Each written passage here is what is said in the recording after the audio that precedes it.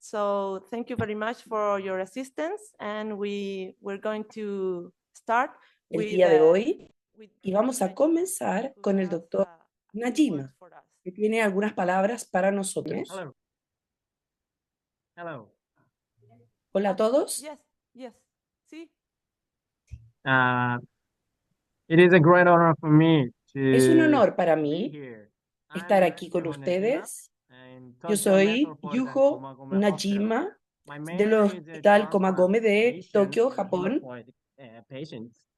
Yo So trabajo it con is a great pacientes honor. hematopoiéticos And y es un gran honor nice to meet estar you aquí con again, ustedes. Dr. Un Marcela placer Espinosa. It was a great honor for conocerlas. me to Conozco a see you again. Marcela Espinosa y es un gran honor verla de nuevo. Thank you for accept our invitation. Muchas gracias, doctor Najima, y gracias por aceptar nuestra invitación. So let's begin with the Comencemos presentations now. con las presentaciones.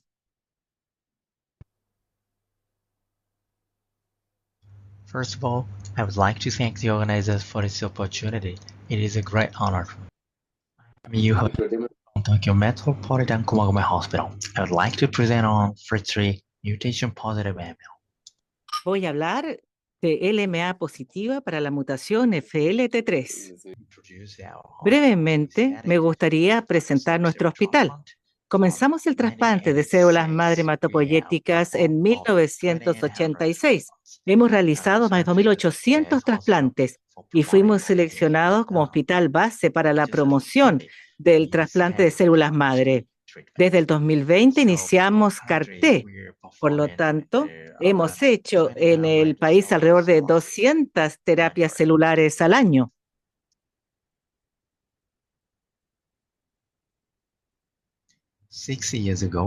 Hace 6 años, la doctora Marcela Espinosa nos visitó durante un mes y trabajó con nuestro equipo, principalmente para pacientes trasplantados. Era una hematóloga muy alegre y excelente. Muchísimas gracias por su continua colaboración.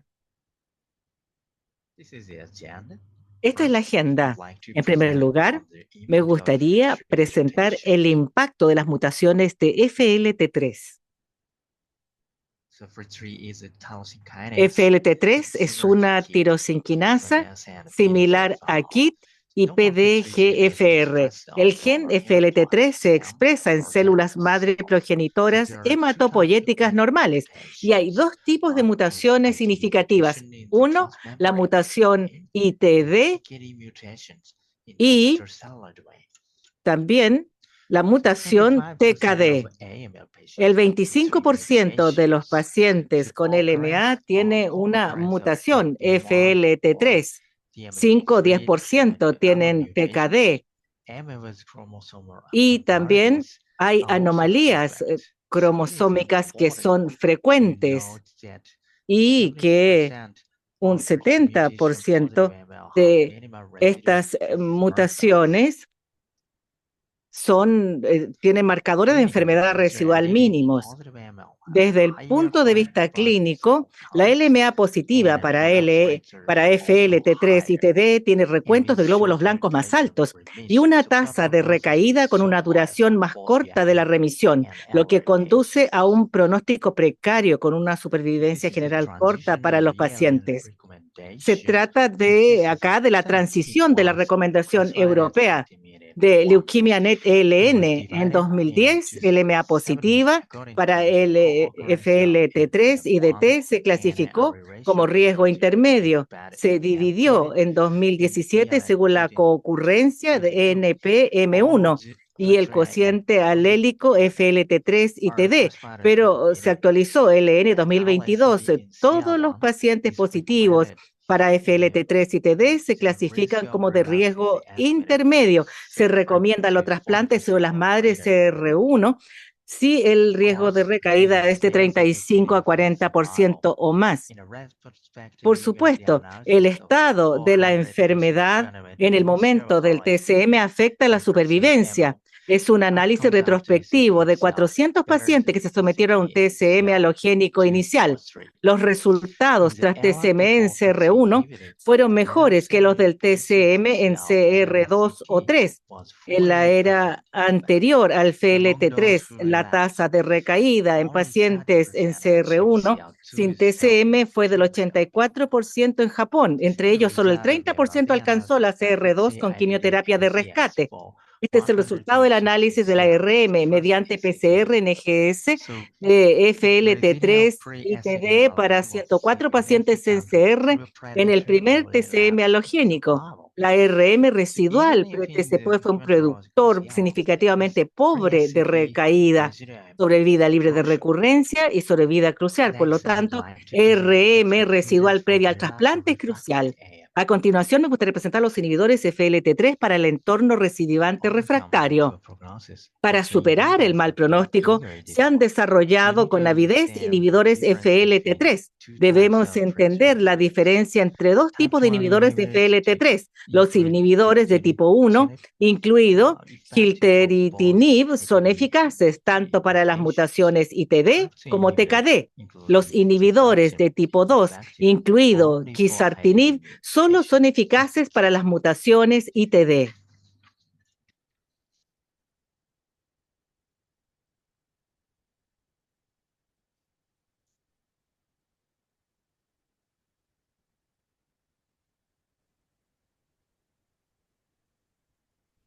Cell-based chemo was either high intensity or low intensity. So the gilteritinib group had significantly better overall survival with a higher transplant rate. Ha habido una mejor significativamente mejor con los trasplantes. Aquí vemos que hay una diferencia entre los grupos. Longer in gilteritinib than in cell-based chemotherapy group. Pivotal study of quizartinib for ALL-treated is El estudio Admiral, ensayo abierto multicéntrico de fase 3, se lo autorizó a los pacientes LMA 2A1 positiva para mutación FLT3 en recaída resistente al tratamiento con gilteritinib. Y vemos que el tiempo de randomización fue más largo con quizartinib. Voy a mostrarles un caso, mujer de 50 años con cariotipo normal, que la médula ósea mostró 43% y ella tuvo una neumonía y well enough to go to outpatient clinic and received ACT. Aquí vemos que recibió ASA y tenemos el análisis de secuenciamiento de próxima generación del diagnóstico, reveló la mutación IDH2 TKD y ella recidivó 6 meses después. Y los análisis vieron que podemos ver FLT3 y acá probablemente hay VAF en un solo clon, lo que indica gilteritinib. La paciente entonces quería optar por el mismo tratamiento y escogió TLI en lugar de SCT2.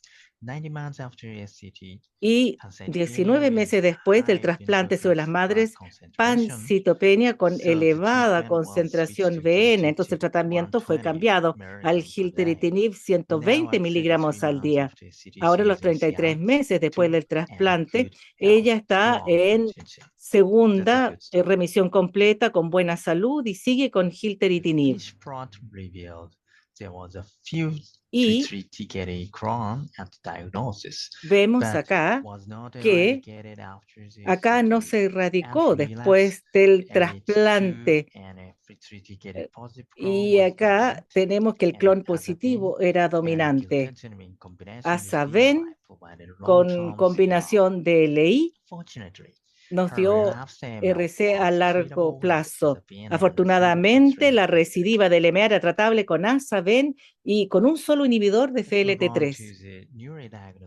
Ahora pasemos a los inhibidores para LMA de reciente diagnóstico.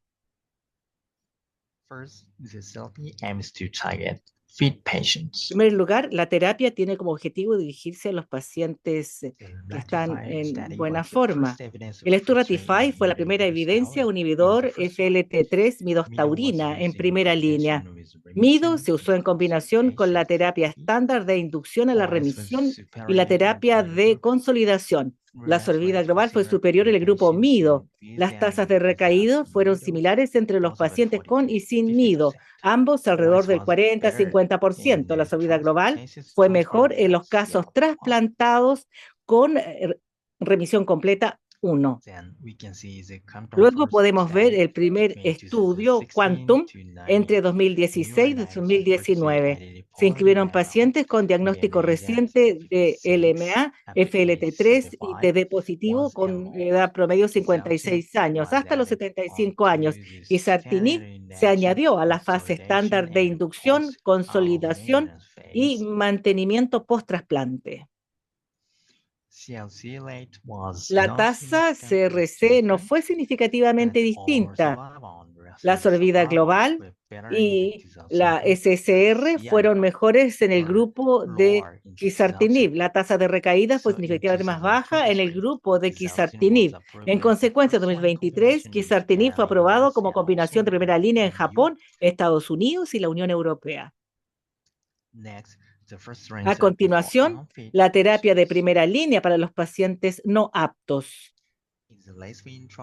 El estudio LACE-WING, pacientes no aptos con LMA, mutación positiva de FLT3, 145 pacientes fueron autorizados 2-1 a Hill o ASA. El grupo de Hill en monoterapia se interrumpió y el diseño se cambió a Hill más ASA versus ASA. La mediana de edad fue de 78 versus 76 años y el 70% de los pacientes tenían más de 75 años. No hubo diferencias en la sobrevida en toda la cohorte. Sin embargo, en el grupo con alta proporción de alelos FLT3 y TD, la sobrevida global fue más prolongada. La RCC fue significativamente mejor en el grupo Hill. De nuevo, en el grupo RA elevado, la RCC fue mucho mejor, 71% frente a 20%. El MD Anderson Cancer Center presentó los resultados de una terapia triplete muy prometedora para pacientes no aptos. En la última reunión de la ASH, la terapia triple utiliza decitabina, venetoclax y quertinib. Incluyeron 43 casos recidivantes refractarios y 14 casos recién diagnosticados. El grupo LMA recidivante refractario recibió un tratamiento previo intensivo, incluso el 37% de los casos posteriores al trasplante. La RC compuesta fue del 65%, la tasa de RM negativa fue del 30% y el 40% de todos los casos se sometieron a TCM. La mediana, sobrevida global 7.5 meses, sobrevida un año 25%. Los casos RC mostraron sobrevida global a un año 33%. En los casos de ancianos recién diagnosticados, la tasa de CRC fue del 100%, una tasa negativa de ERM de más del 80%. Este estudio es muy prometedor, aún está en curso y estamos todavía a la espera de los resultados finales. Ahora permítanme mostrarles un caso fallido. Detectamos la expansión y desaparición de un pequeño clon mutación positiva de FLT3. Un hombre de unos 20 años diagnosticado con LMA sin detectar FLT3 y TD, mediante una prueba aprobada por el seguro. El recuento de blanco notablemente elevado fue característico. Ida Arak fracasó y MEC logró CR1. Fue trasladado a nuestro hospital. Sin embargo, el donante de UBMT fue cancelado justo antes del trasplante de células madre. Además, su enfermedad recayó en ese momento.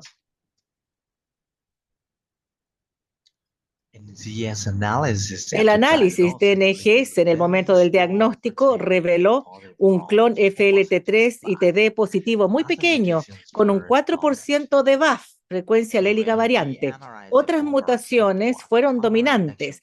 Cuando analizamos la muestra de médula ósea en el fracaso de la inducción primaria, podemos ver que el clon positivo para FLT3 y TD se convirtió en dominante.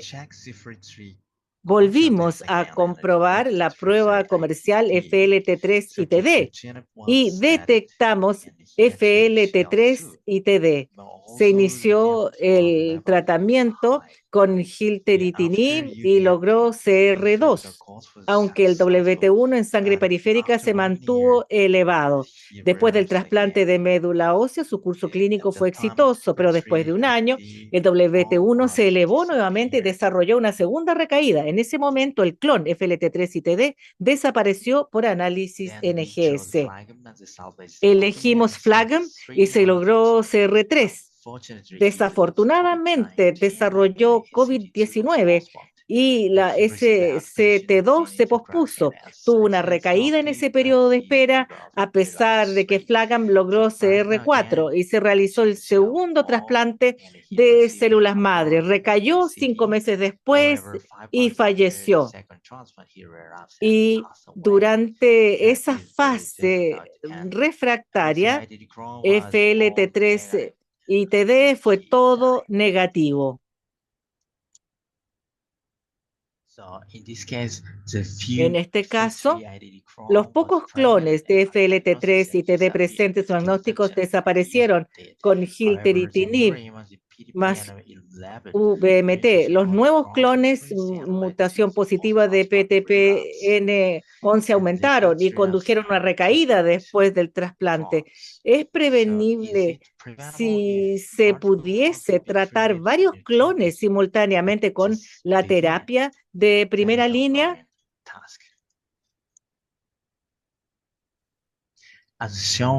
Como se muestra en nuestro caso, el análisis genético de pacientes con recaída después del estudio Admiral, muchos pacientes adquirieron nuevas mutaciones de señalización RAS-MAPK, incluyendo NRS, PTPN11 y KRAS.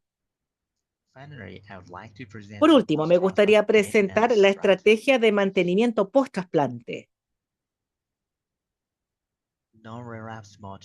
La mortalidad sin recaída después de un trasplante de células madre ha mejorado anualmente, pero la tasa de recaída sigue siendo alta.